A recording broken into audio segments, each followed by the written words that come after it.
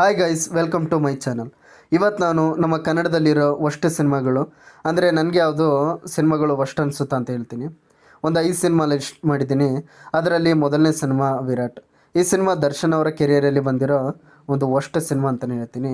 ಈ cinema 2016ರಲ್ಲಿ release ಆಗಿತ್ತು. ಸಿನಿಮಾದ ಕತೆ, ಒಬ್ಬ ಕೋಟ್ಯಾಧಿಪತಿ ಆಗಿರೋ ಹೀರೋ 3 ಜನ ಹೀರೋಯಿನ್ನ ಲವ್ ಮಾಡ್ತಾನೆ ಅಂತ. ಆ ಮಧ್ಯ ಬರೋವಂಥ ಕ್ರಿಂಜ್ ಕಾಮಿಡಿ ಮತ್ತು ಆ ಫೈಟ್ಸ್ ಅಂತೂ ಕೇಳಲೇಬೇಡಿ, ಅಷ್ಟು ವರ್ಸ್ಟಾಗಿದೆ ಒಂದು ಸಿನಿಮಾ. ಎರಡನೇ ಸಿನಿಮಾ ಪೊಗರು. ಈ ಸಿನಿಮಾನ ರೀಮೇಕ್ ಸಿನಿಮಾಗಳನ್ನು ಮಾಡಿಯೇ ಸಕ್ಸಸ್ ಆಗ್ತಿರೋ ನಮ್ಮ ನಂದಕಿಶೋರ್ ಅವರು ಡೈರೆಕ್ಟ್ ಮಾಡಿರೋ ಸಿನಿಮಾ. ಇದರಲ್ಲಿ ಧ್ರುವ ಸರ್ಜಾ ಅವರು ಆ್ಯಕ್ಟ್ ಮಾಡಿದ್ದಾರೆ. ಆದರೆ ಕತೆ ಬಗ್ಗೆ ಕೇಳಬೇಡಿ, ಯಾಕೆಂದರೆ ಅಷ್ಟು ಹಳೆ ಕತೆ ಇತ್ತು, ಏನು ಕೂಡ ಹೊಸ ಥರ ಇರಲಿಲ್ಲ. ಆ ಡೈಲಾಗ್ಸು, ಹೀರೋ ವಿಲನ್ ನಡುವೆ ನಡೆಯೋ ಕ್ಲ್ಯಾಶಸ್ಸು ಚೆನ್ನಾಗಿರಲಿಲ್ಲ ಅಂತಲೇ ಹೇಳ್ಬೋದು. ಮತ್ತು ಚಿಕ್ಕಣ್ಣ ಅವರ ಒಂದು ಕ್ರಿಂಜ್ ಕಾಮಿಡಿ ಮತ್ತು ರಶ್ಮಿಕಾ ಮಂದಣ್ಣ ಅವರ ಒಂದು ಓವರ್ ರೇಟೆಡ್ ಆ್ಯಕ್ಟಿಂಗು ಇಡೀ ಒಂದು ಸಿನಿಮಾನ ಹಾಳು ಮಾಡ್ತು ಅಂತಲೇ ಹೇಳ್ಬೋದು.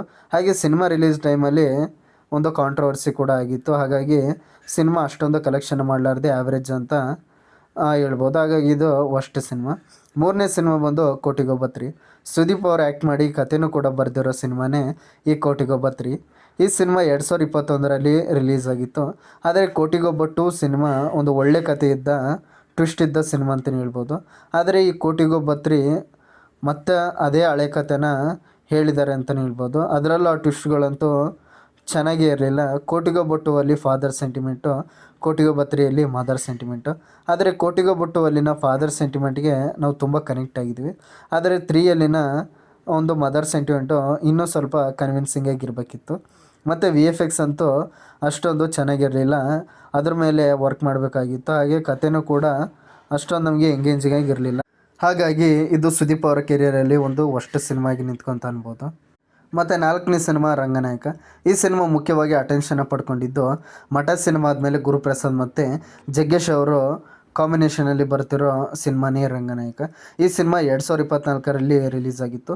ಇದನ್ನು ಸಿನಿಮಾ ಅನ್ನೋದಕ್ಕಿಂತ ಒಂದು ಇಂಟರ್ವ್ಯೂ ಅಂತಲೇ ಹೇಳ್ಬೋದು, ಅಷ್ಟು ಲೇಜಿ ರೈಟಿಂಗ್ನ ಇತ್ತು ಈ ಒಂದು ಸಿನಿಮಾದಲ್ಲಿ.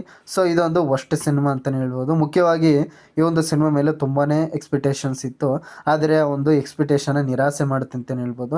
ಹಾಗೆ ಸಿನಿಮಾದ ಮೇಲೆ ತುಂಬಾ ನೆಗೆಟಿವ್ ಆಗಿ ಸ್ಪ್ರೆಡ್ ಆಯಿತು. ಸಿನಿಮಾನೂ ಕೂಡ ತುಂಬ ಚೆನ್ನಾಗಿರಲಿಲ್ಲ ಅಂತಲೇ ಹೇಳ್ಬೋದು. ಹಾಗಾಗಿ ನೆಗೆಟಿವ್ ಮಾಡೋದ್ರಲ್ಲಿ ತಪ್ಪೇನಿಲ್ಲ ಅಂತಲೇ ಹೇಳ್ಬೋದು. ಮತ್ತು 5ನೇ ಸಿನಿಮಾ ಬಂದು, 5ನೇ ಸಿನಿಮಾ ಯಾವುದು ಅಂತ ನಾನು ಹೇಳಲ್ಲ. ಈ ಸಿನಿಮಾ ಒಂದು ಆ್ಯಕ್ಷನ್ ಸಿನಿಮಾ ಅಂತ ಹೇಳಿ ಬಂದು ಮನೆಗೆ ಹೋಗಿರೋ ಸಿನಿಮಾ. ಇದು ಸಹ 2024ರಲ್ಲಿ ರಿಲೀಸ್ ಆಗಿತ್ತು. ಯಾವ ಸಿನಿಮಾ ಅಂತ ನೀವೇ ಕಾಮೆಂಟ್ ಮಾಡಿ. ಸೊ ಇಷ್ಟಾಗಿತ್ತು ನಮ್ಮ ಸ್ಯಾಂಡಲ್ವುಡ್ನ ವರ್ಸ್ಟ್ ಸಿನಿಮಾಗಳು. ಇದು ನನ್ನ ಪ್ರಕಾರ ಟಾಪ್ 5 ವರ್ಸ್ಟ್ ಸಿನಿಮಾ ಇನ್ ಸ್ಯಾಂಡಲ್ವುಡ್ ಅಂತ. ಸೊ ಇಷ್ಟಾಗಿತ್ತು ಈ ಒಂದು ವಿಡಿಯೋ. ನಾನು ಮಾಡೋ ಕಂಟೆಂಟ್ ನಿಮ್ಗೆ ಇಷ್ಟ ಆಗಿದ್ದರೆ ನನ್ನ ಚಾನಲ್ನ ಸಬ್ಸ್ಕ್ರೈಬ್ ಮಾಡಿ. Thank you.